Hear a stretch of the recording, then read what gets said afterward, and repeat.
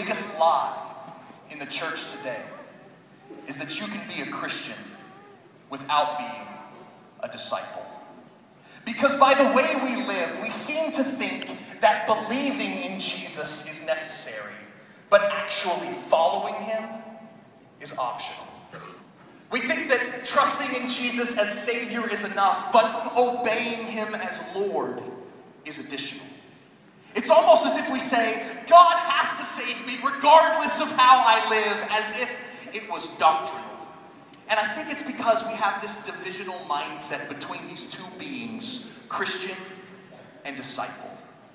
A mindset that says, you can have his cross without taking yours up. You can have the treasure in the field without selling your stuff. You can come and take for nothing the pearl of great cost. You can have his life without making yours lost. Because that is what's being taught when we say, hey, come be a Christian, but we don't disciple each other in how to obey. So today, we have a church that believes you can have the truth and the life without even walking in the way. You can claim your roots are in God, even if his fruits you never display. You can have salvation as long as you just know the right words to say. Even if you don't follow Jesus, you can still take his name. Talk about taking God's name in vain.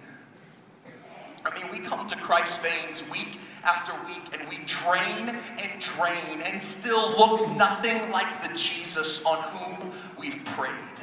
No wonder so many of us are unsatisfied with this thing we call the Christian life. It's because we've tried to put a divide in what God has made inseparable. You see, you cannot be a Christian if you are not also a disciple.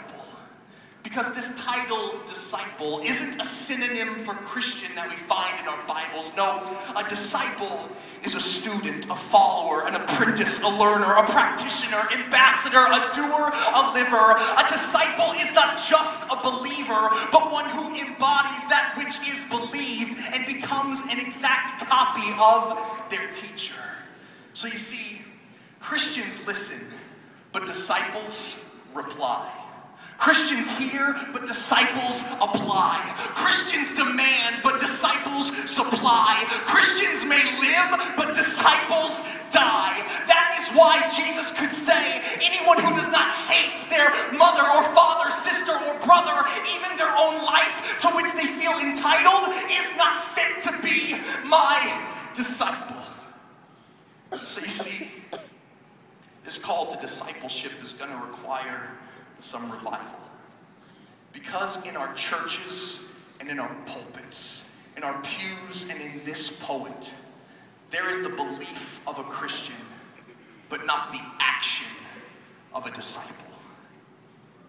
And so we have to ask ourselves the question, am I a follower of Christ, or am I just a Christian? Am I a member of the church, or am I just in attendance? Am I a citizen of heaven, or am I just hoping for admittance? Am I a disciple of Christ? Do I even bear a passing resemblance? Because if we don't look a thing like the Father, how can we call ourselves his children? But as his children, we must be reminded of this, that we don't live the life of the disciple by our own strength, but by his. Because the call he places on our life is light. But the one we put on ourselves is too heavy to even lift. Because he doesn't call us to go out and conquer the world, but to simply follow after him. He doesn't call us to feel shame and guilt, but to run from our chains into his freedom. He doesn't call us to save ourselves, but to trust in his salvation.